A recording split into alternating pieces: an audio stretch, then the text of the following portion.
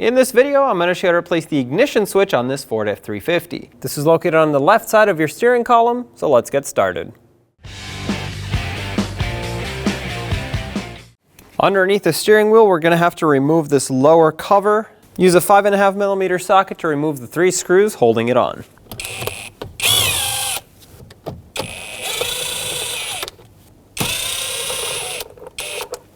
Now you can pull this down.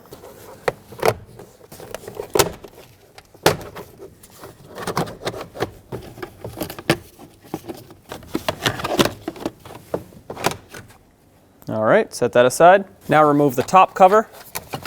Set that aside.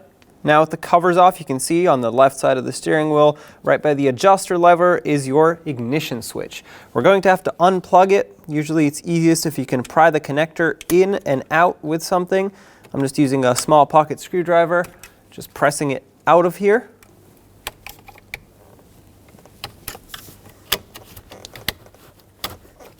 With the connector to the side, you're going to have a tab on the bottom and a tab on the top to press for this to slide straight out. Taking a closer look at the new ignition switch, this is how it's mounted in the vehicle with the connector facing that way.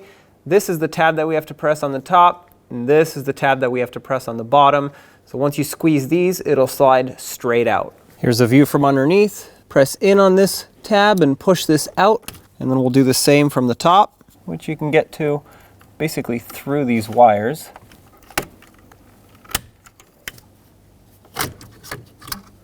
And there it is. Looking at the new and the old ignition switch, you can tell that the positions of the ignition switch is actually not the same. So this one is turned a little bit and this one is not. So we're going to have to most likely put the key in the ignition and turn so we can match the shaft that turns these to the correct position. So on the other side, stick the key in and you'll see that it can free spin at this point. There's no switch on the other side. And this is what happens when you turn the key. This shaft spins and we'll have to clock it so that it can line up properly with the new switch. So take the switch and put it into position.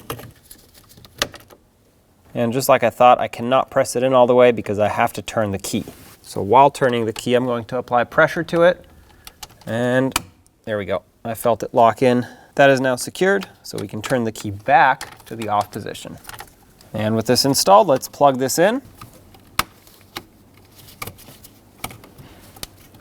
Push that connector until it clicks. At this point you can try it out and make sure the ignition actually turns on, and accessory, ignition, run position, all of that. Reinstall the top cover on the steering column and put the bottom cover back on. At this point you want to line it up with the top so that they join and clip in together.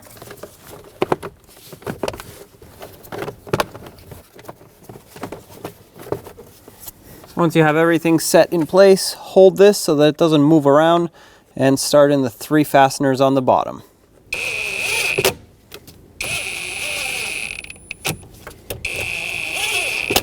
All right, just snug these up, don't go too tight, they are threading into plastic. There you have it, job is done. When only the best will do, demand TRQ. The only company that lets you view before you do. TRQ is committed to offering the highest quality aftermarket auto parts that are engineered for peace of mind. Thanks for using and viewing with TRQ.